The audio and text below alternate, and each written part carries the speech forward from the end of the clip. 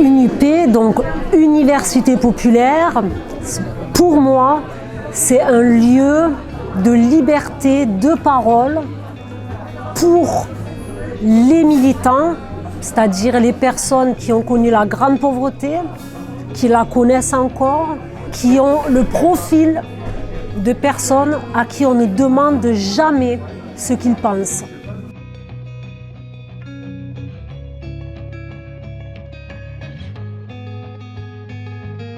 On prend un thème de société, ça peut être le travail, la famille, les réseaux sociaux, et on apporte notre contribution, c'est-à-dire notre rapport à ce thème, et aussi ce qu'on en pense, comment on le vit.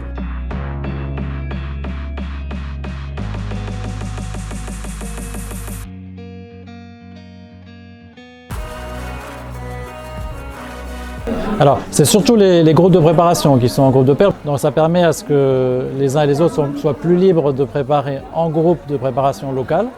C'est des groupes de pairs.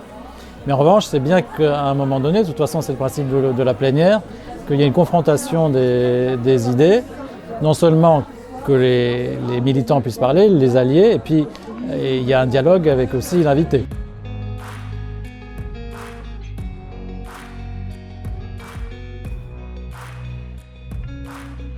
La dernière UP, on a eu une personne de l'éducation nationale. Je pense que ça leur permet de voir un peu les choses différemment que derrière un bureau.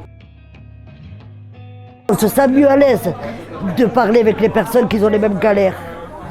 Mais je me dis qu'il faut parler aussi aux personnes qui sont responsables de nos galères aussi. Voilà. On sait qu'il faut oser. Et il y a certaines militantes, parce que je parle au nom de tous les militantes, qui osent justement de s'enfermer devant ces personnes qui sont la cause de nos galères et la cause de pas mal de problèmes, quoi. Ce qu'on apprend dans une UP, c'est à faire ça. C'est à s'exprimer déjà en petits groupes, en groupe de pairs. Alors on commence à prendre la confiance et au fur et à mesure de s'exprimer.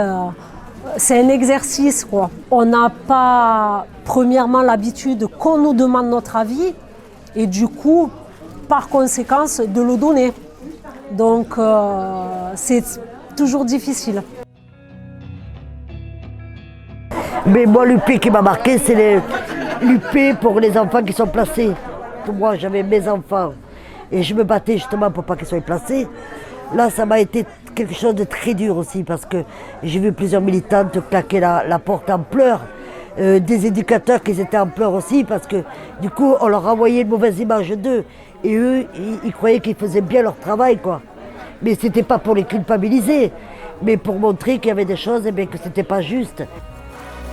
Voilà, des expériences personnelles qu'on a ou que les gens ils ont, ça sert à rien de vouloir les laisser à l'intérieur si c'est pour se morfondre de ta vie, de la vie en général.